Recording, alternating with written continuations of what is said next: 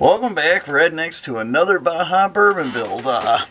In this video, we are going to be addressing the rear brakes, and we are going to be doing the rear lift on the Baja Bourbon. So if you look, right here, I actually had to move this bracket up because when we lower this rear axle down, this flex line wouldn't reach anymore. That used to be over here, and I relocated it. All I did was bend that bracket straight up, ran my lines out. So how about we get to that footage? I'll show you installing the rear brake lines, and then we will install the lift.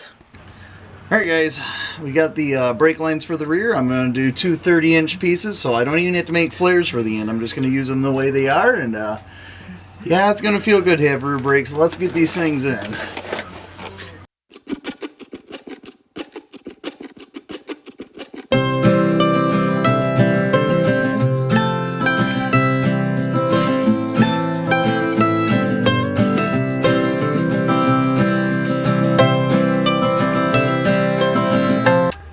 And there we go. We got our rear brake lines done. If you take a look, this is our splitter. This is where our line in comes. I'm going to take this clamp off and we'll bleed them out.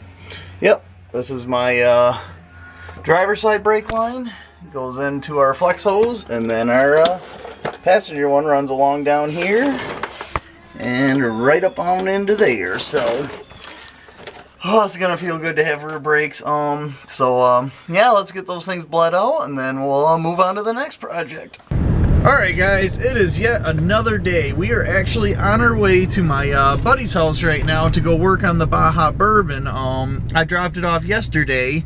What we're going to do today is hopefully get the rear suspension lift welded on and finished. So we are pretty much, after today, we will be ready for the dunes. We will have the front suspension lift done. We will have the brakes fixed. The gas leak was fixed a while ago, and we're going to have that rear suspension lift finished. So yeah, join me in the shop here in a little bit. Alright, who recognizes this drawing? This is our lift block that I had planned out. So this is what we're going to end up with, and voila, this is our end result. What we ended up doing is just like in the drawing. We got 4.5 inches between the top of this plate and the bottom of this plate, with a 2-inch long 1 3/8 OD max is what this can be, this piece right here. And then I was going to do a 4x4 square tube, or a square piece.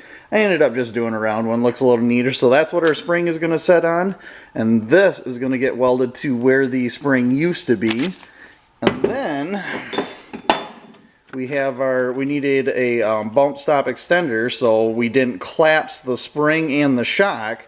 So what I ended up doing is a 3-inch by 3-inch by 2-inch bump stop, which is actually 3-inch by 3-inch by 1.5, which hopefully will work. So yeah, all together, this is what we're looking at for the 4.5-inch suspension lift in the back. So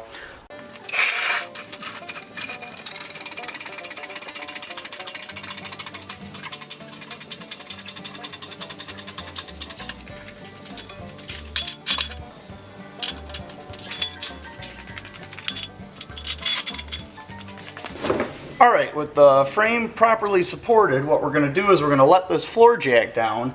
What that's going to do is open up this gap right here, and this is actually where this is going to get welded. The lift is going to get welded here, the spring is going to be now on top of here, and the bottom of this is going to get welded right here.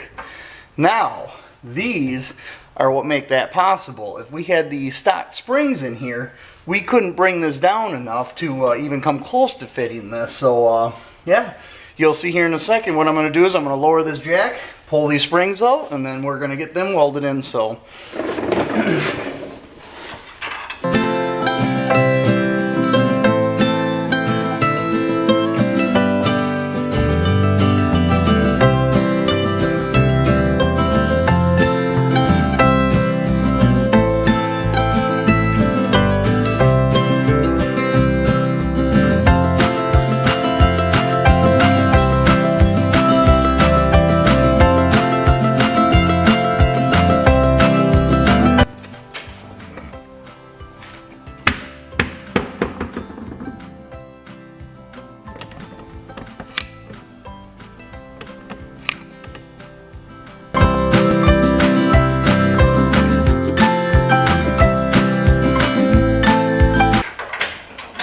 I called the police.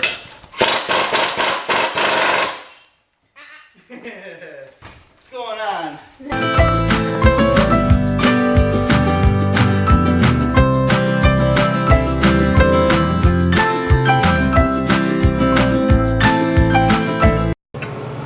Alright, this right here is our bump stop extension. I know you can't see it very well, but this bump stop used to hit this plate down here, and now it's going to be resting on this. Hopefully when we bottom out, it won't be destroying the coils when they coil bind through here. So let's get that thing welded in.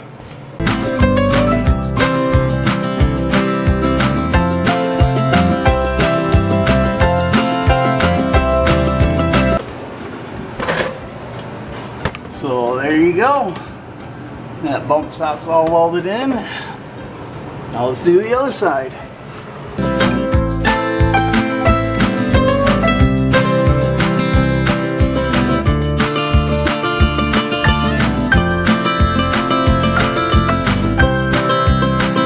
Alright, the reason for the bump stop extender, which is this piece right here, this being your bump stop, is because we need to stop the shock from bottoming out when this axle comes all the way up into the bump stop. So now if you watch, when I bring this thing up to the bump stop,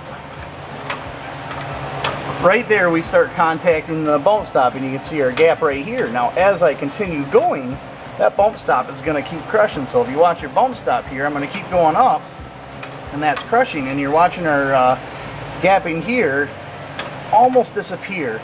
So if I didn't have this bump stop extender right here, by the time we even contacted the bump stop, we would be right about here with our shock.